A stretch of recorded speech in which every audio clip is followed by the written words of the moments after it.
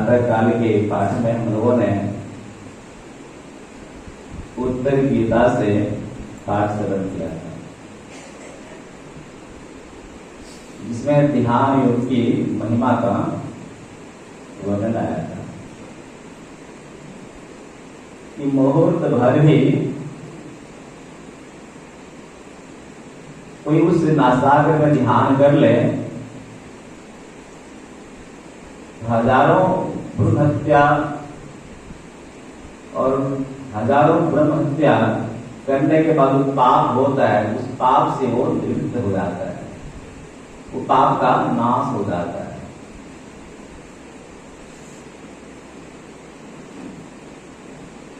यदि शैलसमं पापम विस्तीर्णम बहु योजनम विद्यते ध्यान योगेन नान्यो भेदं कदाचन। कई युद्धन तक फैला हुआ पहाड़ के समान यदि पाप राशि हो, वह भी ध्यान योग के द्वारा नष्ट हो जाता है।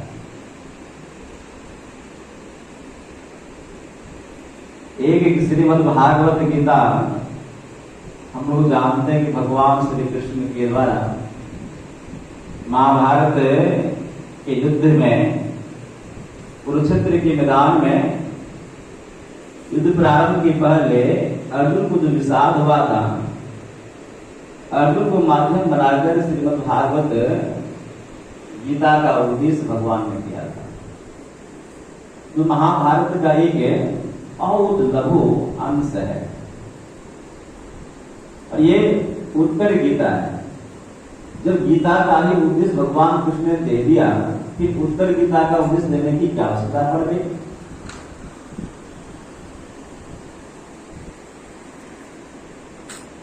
तो इसका समाधान है भगवान श्री कृष्ण ने ही किया है। गीता का उद्देश्य भगवान कृष्ण ने ही किया है और उत्तर गीता का उद्देश्य भी भगवान कृष्ण ने ही किया है।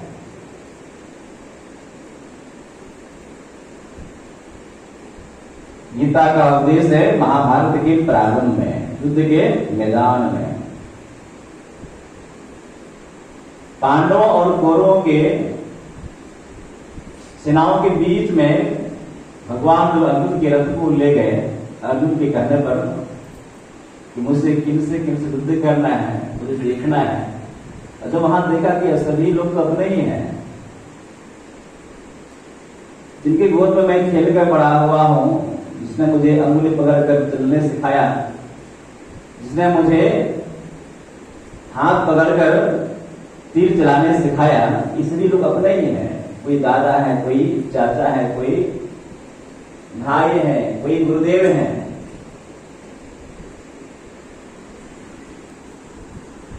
कर्तव्य विमूढ़ हो गए अर्जुन, तब कर्तव्य बोध को कराने के लिए भगवान ने उपदेश किया।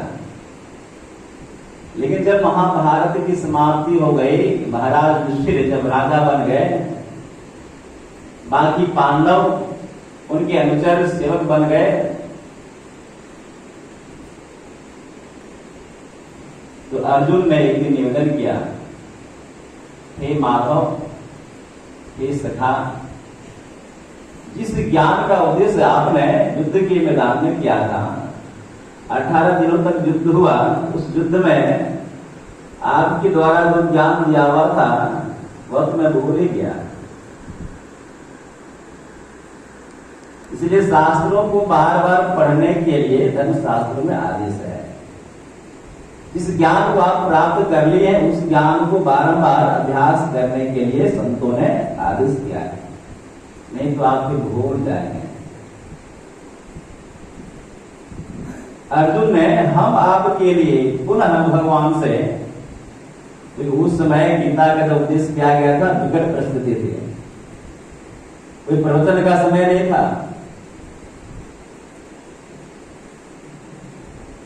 और अब अर्जुन सभी युद्ध कर्मों से निवृत्त हो चुके हैं, उनके भाई राजा बन चुके हैं। अब प्रवचन सुनने की अभिलाषा उनके अंदर है कि हे प्रभु, जिस ज्ञान को आपने गीता के माध्यम से उपदेश किया था, उस ज्ञान को अधिकांश मेरे मस्तिष्क से उतर चुका है। एक बार पुनः फिर कृपा की जाए, फिर पुनः बताया जाए। तब भगवान ने उत्तर गीता का उपदेश किया है।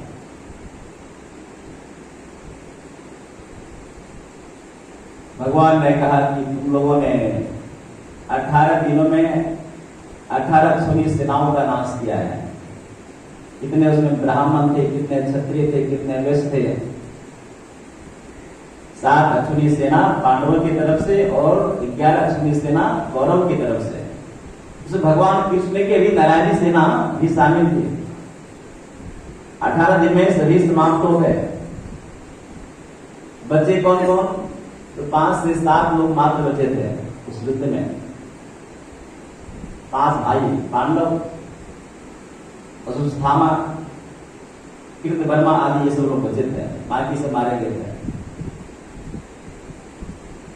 इसलिए पांडवों के मन के अंदर में उद्वेग चल रहा था, अशांति। इसे युद्ध कर्म करने के बाद जो हत्या हो गई है, कर्म का फल तो भोगना पड़ेगा। काम न पाओ सुख दुख कर दाता, निज कृत कर्म भोग सुनो दाता। सभी को अपने अपने कर्मों का फल भोगना ही पड़ता है, चाहे राजा हो, चाहे प्रजा हो, चाहे संत हो, चाहे कोई हो। लेकिन कर्म फल भोगने की तरीका, सहन करने की शक्ति सबके पास अलग अलग है। एक जेल के अंदर जेलर भी रहता है और इस जेल के अंदर में एक कैदी अपराधी भी रहता है। दोनों जेल के अंदर ही है, लेकिन एक स्वतंत्र है। कभी भी जाएंगे, ड्यूटी करेंगे, फिर वहां से घर आएंगे, बाल बच्चों से मिलेंगे। लेकिन एक कैदी जो है, एक बार डालने के बाद जब तक कोर्ट से छुट्टी नहीं मिलती तब तक वो निकल नहीं सकता है। संत महापुरुष लोग उस कर्म को आराम से भोग लेते हैं। कर्म मंडल से ऊपर हो जाते हैं, कर्म नीचे पड़ जाता है। साधारण जीव को भोगना पड़ता है। इसलिए भगवान ने एक उपाय बताया। कभी साहब ने भी कहा, साधु भाई जीवत ही करो आशा, जीवत समझे जीवत बूझे, जीवत मुक्ति निवासा, जियत कर्म की फांस न काटी, मुए मुक्ति की आशा। मरने के बाद मुक्ति की आशा मत करो।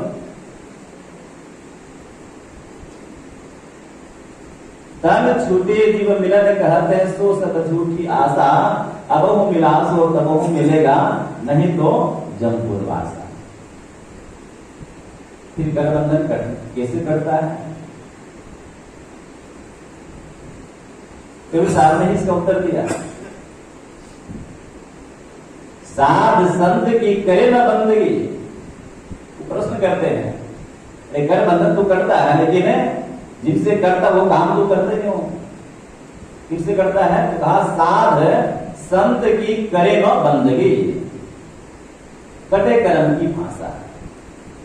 कर्म का फांस है। संत महापुरुषों की बंदगी करने से, संत लोग जिस प्रकार से उपासना करने के लिए बतलाए हैं, उस प्रकार से उपासना करेंगे तो हम आप उस कर्म मंडल से ऊपर उठ जाएंगे, कर बंधन छूट जाएगा। हृदय में भी कहा, यही मानुष देह समैया में करो, परमेश्वर में क्या। कर्म धर्म को जला खाक कर देंगे तुमको दान। सदगुरु के द्वारा जो युक्ति बताई गई है, उस युक्ति के द्वारा यदि हम परमात्मा की भक्ति करेंगे, भक्ति किस प्रकार से करेंगे? कल के पाठ में हम लोग सुन रहे थे बाबा लोगों से, और अभी भी पाठ वही हुआ है। राम नाम चिंतामणि के संबंध में काकभूषण महाराज ने बतलाया कि मैं उसी राम नाम चिंतामणि को मैं जानता हूं, उनकी भक्ति किया हूं, इसलिए मेरे निकट कोई अविद्या रूपी माया नहीं आती है, कोई मन का रोग नहीं मेरे पास है। तन के रोग से हम आपको बहुत परेशान रहते हैं। किसी को गठिया, किसी को बात, किसी को कफ की बात की अधिकता या न्यूनता होने से शरीर अस्वस्थ होता है। कफ की बात यदि समानता हो जाए शरीर में तो वह व्यक्ति स्वस्थ रहेगा। ये तो शारीरिक रोग तो बहुत हैं, लेकिन मानसिक रोग जो है उनके समाधान के लिए संसार में कोई उपाय नहीं है। उपाय है तो मात्र एक ही संत गुरु के पास है। इसलिए भगवान कृष्ण ने उपदेश दिया, हे अर्जुन, अवश्य तुम लोगों के द्वारा बहुत पाप कर्म हुआ है, पाप कर्म के फल को भोगना पड़ेगा, लेकिन एक युक्ति है वेद के अंदर, उस युक्ति को ठीक ठीक जानो। यदि भी तुमको मैंने पहले बताया है, लेकिन तुमने समझा नहीं, फिर समझ लो। इसके लिए एक मुहूर्त भी, उससे कम भी ध्यान में तुम समझ में आया है कि आधा क्षण भी कोई योगी वहां पर ठहर जाता है। हजारों अश्वमेध जप कोई करे, सैकड़ों वार्षिक जप करे, गंगा सागर में, ये गंगा जहां सागर में मिली है, गंगा सागर कहलाती वहां पर, जहां पर कबीर भगवान ने साधना की थी। अब कबीर भगवान ने भी अपनी माता जी को इसी ब्रह्म विद्या के संबंध में उपदेश दिया था। कबीर भगवान ने माता जी को माध्यम, उनकी माता कौन थी? देवहूति। देवहूति माता जी ने प्रश्न की है, हे पुत्र, तुम तो जंगल जा रहे हो मुझे छोड़कर, मेरा कल्याण किससे होगा? अपने एक पुत्र में उनकी माता जी ने परमात्मा के स्वरूप में दर्शन किया, क्योंकि कबीर भगवान स्वयं परमात्मा के 24 अवतारों में एक अवतार थे, जिसने सांख्य योग का निरूपण किया, अष्टांग योग का निरूपण किया। उस ब्रह्म की प्राप्ति के संबंध में कबीर भगवान ने भी उपदेश किया है माता जी को। वही उपदेश आज भगवान कृष्ण अर्जुन को कर रहे हैं, और वही उपदेश आज कृष्ण जी महाराज ने अपने स्वामी गरुड़ जी को किया है। यदि परम कल्याण चाहते हैं, ये उर्गारी, उर्गारी का अर्थ होता है, उर मतलब हृदय, हृदय के बल पर, छाती के बल पर जो चलने वाला है, उसका जो शत्रु हो, उसका नाम है उर्गारी। तुलसीदास जी महाराज ने एक एक शब्द को बहुत चुन चुन कर लिखा है। इसलिए तुलसीदास जी महाराज कवियों में सिमोर है, तो धर्म से संबंधित नहीं रखते हैं, संबंध रखते हैं। ऐसे साहित्य पढ़ने वाले लोग भी तुलसीदास जी के साहित्य को बड़े ही प्रेम से पढ़ते हैं, पीएचडी डिग्री की प्राप्त करते हैं। गरुड़ जी कह सकते थे, लेकिन नहीं, क्या बोले? उर्गारी। सर्पों के दुश्मन कौन है? गरुड़ जी महाराज। हे उर्गारी, यदि परम कल्याण आप चाहते हैं कि आप मेरे स्वामी, आप मेरे राजा हैं, पक्षियों के राजा आप हैं, मैं उद्देश्य करने लायक नहीं हूं, लेकिन फिर भी भगवान शंकर ने भी आपको मेरे पास भेजा है, तो कुछ सोच समझ कर ही भेजे होंगे वो। आप भी परम कल्याण चाहते हैं, उस राम नाम रूपी चिंतामणि को प्राप्त कीजिए। तीनों का उद्देश्य एक ही है, भगवान कृष्ण का उद्देश्य वही है, कबीर भगवान का उद्देश्य वही है, और कृष्ण जी महाराज का उद्देश्य वही है। अब विचार करते हैं हम लोगों कि वो राम नाम रूपी चिंतामणि है क्या? तुलसीदास जी महाराज ने जिस उद्देश्य को लेकर रामचरितमानस की रचना की, वही उद्देश्य को निरूपित अब कर रहे हैं। त्रितापों से हम आप बचना चाहते हैं। राम नाम कलिकाम तरु, राम भगति सुरधेनो, सकल सुमंगल मूल जगह, गुरुपद पंकज रेणु। हमारे धर्मशास्त्र में बहुत मणियों की चर्चा है। एक पारस मणि की चर्चा है, उसके बारे में आप लोग जानते होंगे। वह एक ऐसा मणि है, यदि लोहे में स्पर्श कराएंगे क्या बन जाता है? सोना बन जाता है। एक सूर्यकांत मणि होता है, सूर्य की किरण को देख कर पिघल जाता है। एक चंद्रकांत मणि भी होता है, और एक मणि तो साधारण मणि तो होता ही है। लेकिन तुलसीदास जी ने क्या कहा, राम नाम चिंतामणि। वो चिंतामणि यदि मिल जाए साधक को तो सभी चिंता समाप्त हो जाती।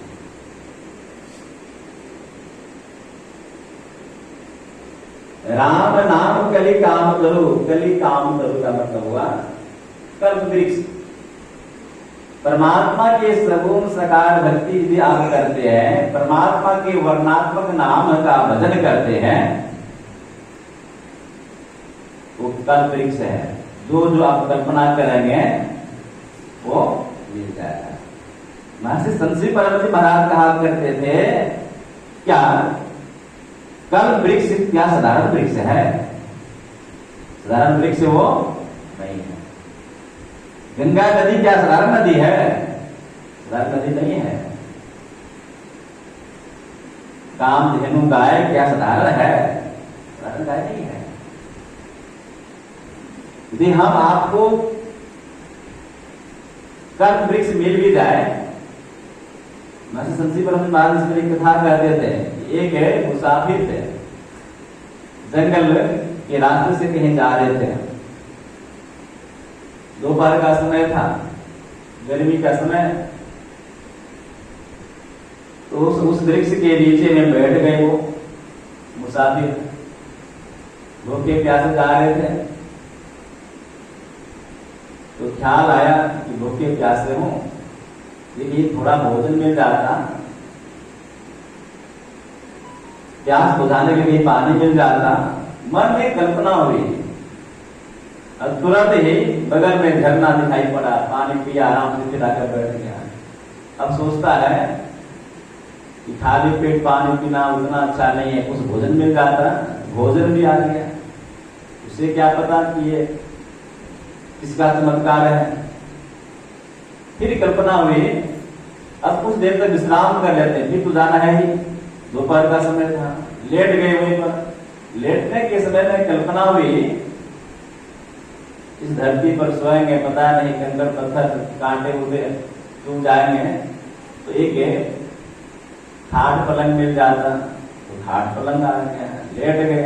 अब जैसे वृक्ष के ऊपर की ओर देखते हैं, उसमें एक चिड़िया बैठी हुई थी। मन में ख्याल आया कि चिड़िया पीट कर दे तो मेरे वस्त्र खराब हो जाएंगे। तुरंत कपड़ा का घर बन गया। आराम से निश्चिंत होकर वो मुसाफिर सो गए। सो गए तो शाम हो गई, थका हुआ था बेचारा, रात्रि हो गई। अब सोचता कि अब जाने कैसे। अब मन में भय आ गया, जहां मुझे जाना था वहां तो जा नहीं पाए, यहीं पर सो गए। और इस जंगल में, बिहार जंगल में यदि हिंसक प्राणी आ जाए, बाघ आ जाए, तो फिर हमें कहाँ जाऊंगा। बाघ की कल्पना हुई, तुरंत बाघ आया ना और गला दबोचा, आहार कर लिया उनका।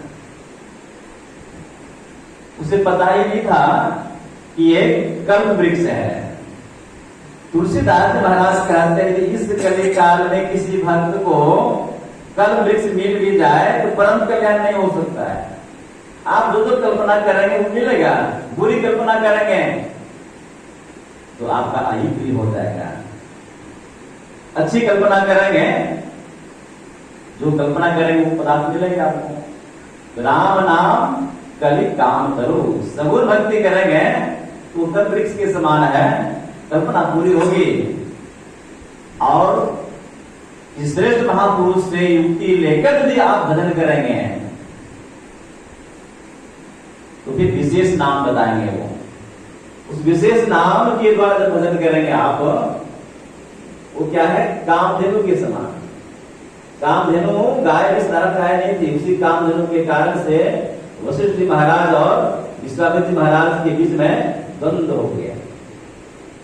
इसी कारण से विश्वामित्र जी महाराज वशिष्ठ जी महाराज के 100 पुत्रों की हत्या भी कर दी। विचार कीजिए, जिनके पास कामधेनु गाय की पुत्री हो और उनके 100 पुत्र मारे जाए, उसे क्या कल्याण होगा? नहीं होगा। तुलसीदास जी कहते हैं, सकल सुमंगल मूल जगत, यदि संपूर्ण सकल कल्याण चाहते हो, परम कल्याण चाहते हो, तो गुरु पद पंकज रेणु, गुरु महाराज के चरण कमल में जो रज है उस रज को प्राप्त कर लेंगे, आपका परम कल्याण हो जाएगा। तो वही है राम नाम चिंतामणि। उस गुरु महाराज के चरण को यदि आप प्राप्त कर लेंगे तो आपकी सभी चिंताएं समाप्त हो जाएंगी। वो चिंतामणि कहीं संसार में नहीं मिलता है। कहाँ मिलता है? जब हम आप गुरु से युक्ति लेकर साधना करेंगे, आंतरिक साधना। गुरुदेव ने कहा बाहरी सत्संग धर्म कथा प्रसंग है और आंतरिक सत्संग ध्यानाभ्यास है। दोनों प्रकार के सत्संग करेंगे तब आपकी बुद्धि शुद्ध बुद्धि होगी। तो तक सद्बुद्धि नहीं होगी तब तक आप सुनते थे ना भी, उस मणि को प्राप्त करने के लिए पर्वत में खुदाई करनी पड़ती है, कुदाल चाहिए, नेत्र देखने वाला चाहिए नहीं। तो संत महापुरुषों से अर्जित जो ज्ञान होता है वह ज्ञान इस मस्तिष्क के अंदर है। गुरु युक्ति के द्वारा जब उस ज्ञान की खोज करेंगे तो संतों ने मानव के शरीर को पहाड़ भी कहा है। क्या कहा है? पहाड़ भी कहा है। इसे मस्तिष्क में जब आप गुरु इंगित स्थान पर ध्यान करेंगे, पर्वताग्रे नदी तीरे, इस मस्तक में पर्वत भी है, नदी भी है, तीन नदी की धारा है। कौन कौन सी धारा आप जानते हैं? नहीं? इड़ा कृष्णति वामैन पिंगला दक्षिण च इंगल पिंगलियोर मध्य सुषुम्ना च सरस्वती। दाहिनी धार और बाईं धार गंगा जमुना, बगल में दोनों के बीच में सरस्वती नदी बहती है। उसी त्रिवेणी के तट पर यदि हम आप संध्या करेंगे, वहीं पर बैठक बनाकर ध्यान करेंगे, ऐसा नहीं कि इस गंगा नदी के किनारे बैठ कर आप ध्यान करेंगे तो आपको वही फल की प्राप्ति हो जाएगी, भ्रम में रहिए। पर्वताग्रे जहां पर मैं रहता हूँ, पुष्पा स्वामी नित्यानंद जी महाराज को आप लोग पुराने सत्संग लोग जानते होंगे। उनके मन में इसी श्लोक की व्याख्या सुनते सुनते मन में आगे की हम पर्वत के आगे आश्रम बनाएंगे। गुब्बा घाट आश्रम गंगा नदी के तट पर है गुरुदेव का आश्रम, तो हम आश्रम बनाने कहा तो पर्वत के आगे, पर्वत के खोज में चले गए नवादा जहां मैं रहता हूँ, वहां पर आश्रम जो है पर्वत के आगे है। तो उसी प्रकार से कोई पर्वत के आगे बैठकर ध्यान करें, बिना गुरु युक्ति जाने ध्यान करें, क्या पर्वत को प्राप्त कर लेंगे? नहीं, कहीं भी रहिए। आपको इस शरीर के अंदर जहां पर्वत है उसके आगे बैठकर ध्यान करना पड़ेगा। आज्ञा चक्र को कहीं पर धर्मशास्त्र में पर्वत भी कहा गया है, कहीं पर सरस्वती की धारा कहा गया है, कहीं पर त्रिवेणी कहा गया है, उसी को बनारस कहा गया है, उसी को काशी कहा गया है। वहां पर मरेंगे तो मुक्ति होगी, न कि उत्तर प्रदेश में जो बनारस है वहां पर मरेंगे मुक्ति होगी। कवि साहब ने कहा यदि बनारस में मरने के बाद मुक्ति होती है तब तो मैं चला जाऊंगा कहाँ? मगहर। मगहर के बारे में धर्मशास्त्रों में है कि वहां मरने के बाद नरक जाना पड़ता है। इस संसार में किसी भी स्थान पर जाइए मुक्ति नहीं मिलेगी जब तक इस शरीर के अंदर में बैठकर गुरु इंगित स्थान पर यदि आप ध्यान नहीं करेंगे, तब तक उसे चिंतामणि पारस को प्राप्त नहीं कर सकते। चिंतामणि पारस है क्या? वही है बिंदु, गुरु का वही चरण है। बाहर में चरण नहीं मिलने वाला है। भगवान राम बैठे हुए थे राम दरबार में और चरण की सेवा हनुमान जी कर रहे थे। भगवान राम ने कहा हनुमान तुमने हमारी बहुत सेवा की है, तुम्हारे कारण से मुझे आज ये अयोध्या जी का राजा का पद मिला है। तुम्हारे कारण से विभीषण जी महाराज को लंका का पद मिल गया, राजा का पद मिल गया, और तुम्हारे कारण से सुग्रीव जी को भी राजा का पद मिल गया, और तुमको कुछ मिला ही नहीं।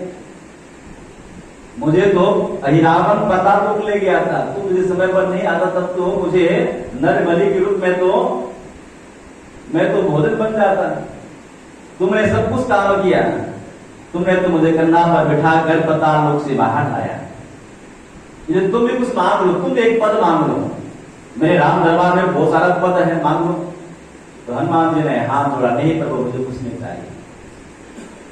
आपने जो कहा सही कहा है, अवश्य ही मेरे कारण से सुग्रीव जी को छिना हुआ राज्य मिल गया, क्योंकि मैंने मित्रता कराई आपसे। अवश्य ही विभीषण जी महाराज को मैंने ही आपके बारे में बताया और वो आए आपके पास, आपने उनको शरण दिया, उनको लंका का पद मिल गया। और यदि आप मेरी बड़ाई करते हैं तो आप तो भक्तों की बड़ाई करते ही हैं। लेकिन एक पद कौन कहे, मुझे तो दो दो पद मिला हुआ है, दो पद को छोड़कर एक पद को कौन प्राप्त करे? जो ऐसा करे वो महामूर्ख होगा। नहीं, जो दो मंत्रिमंडल का मिनिस्टर बना हुआ हो, वो उसको छोड़कर कोई एक विभाग का मिनिस्टर बने, उसको मूर्ख कहेंगे ना। हनुमान जी ने कहा कि मुझे दो दो पद मिला हुआ है, तो भगवान राम ने कहा कौन सा दो पद मिला है? तो हनुमान जी ने कहा, चरण की सेवा कर ही रहे थे, हनुमान जी ने दोनों हाथों से भगवान के दोनों चरण पकड़ का, हे प्रभु मुझे यही दो पद मिले हैं,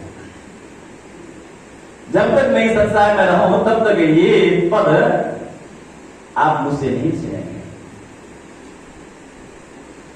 यही चरण कमल की सेवा करने का अवसर मुझे बारंबार आप दीजिए। नहीं, हम रोज गाते हैं गुरु के चरण कमल की सेवा कहाँ है? अंदर में है। जब तक है हम आप ध्यान नहीं करेंगे, अंदर में बिंदु का दर्शन नहीं होगा। वही बिंदु का दर्शन जो है गुरु महाराज का एक चरण है, फिर शब्द मिलेंगे। शब्द मिलना गुरु का दूसरा चरण है। बिंदु और नाद परमात्मा के दो चरण है, गुरु महाराज के दो चरण है। जब उसको हम आप प्राप्त कर लेंगे, वही चिंता मनी मिल जाएगा हम लोगों को, फिर कोई चिंता करने की जरूरत नहीं। समय अधिक हो रहा है। इस आंतरिक जो सत्संग है, धर्म कथा बाहर सत्संगा, अंतर सत्संग ध्यान भंगा, ये आंतरिक सत्संग के बारे में हम लोग के बीच में कुछ गुरुजन लोग हैं, उनसे सुनेंगे। बोलिए श्री गुरु महाराज।